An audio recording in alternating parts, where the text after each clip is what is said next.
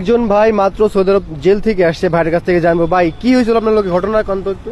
ভাই আমরা কামের সাইডে তা বাইরে আইছি, বাইরে না তো 30-40 জন ধরছে, যে 3 দিন গেছে তারও ধরছে, তো একদিন গেছে তারও ধরে, কোনো ছাড় নাই, ছাড়াছাড়ি নেই, কোনো ছাড়া নাই, দরবার বাংলাদেশে পাঠাই দিব। হ্যাঁ কোনো আমার ছাড় মেয়ে নাই। আছে সাত আট বছর। সবই আছে। কয়জন একসাথে আসছেন আপনার আজকে? আমরা আজকে আইছি 150 লোক। আপনার 150 আরো আইছে, অন্য জায়গায় আইছে 200 প্লাস না? হ্যাঁ। 200 মানে কোন শহর থেকে আসছেন? রিয়াদ থেকে, Riyadh, Jeddah Jeddah Jeddah Jeddah থেকে আসছেন। হ্যাঁ। ওকে, কি করতেন, কত বছর আগে গিয়েছিলেন সৌদি আরব? সৌদি গেছে এই যে আজকে 5 বছর 5 বছর।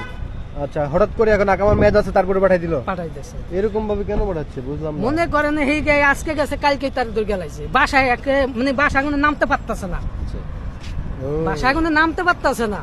প্রচুর আতঙ্কে রয়েছে প্রবাসী ভাইয়েরা। আর এদিকে মোবাইল জমা নেছে, টাকাও জমা নেয়, লাস্টে টাকাও পাই না, মোবাইলও পাই না। 13,000 টাকার মোবাইল পাই না, 500 টাকা দিছি হেও পাই না। 500 রিয়াল? হ্যাঁ, এরপরে আজকে বাইতেও ফোন দিতে পারতেছি না, গাড়ি ভাড়া দিয়ে যাইতে পারতেছি না, গাড়ি ভাড়া আছে আপনার কাছে? কিচ্ছুই নাই, 1 টাকাও নাই? না। নাম্বার নাই আপনার, মোবাইল নাম্বার নাই? নাম্বার কারো- আছে। বাড়ির নাম্বার নাই? আছে নাম্বার ফোন তো আচ্ছা, আনতে দেয় বাড়িতে না। যাইতে কত টাকা লাগবে? বাড়িতে আপনার? কত খরচ? বাড়ি কই আপনার? মাদারীপুর। মাদারীপুর? বাসে 400 টাকা যাইব, হয়তো তাহলে 500 টাকা দিলেই হবে। বুঝছেন?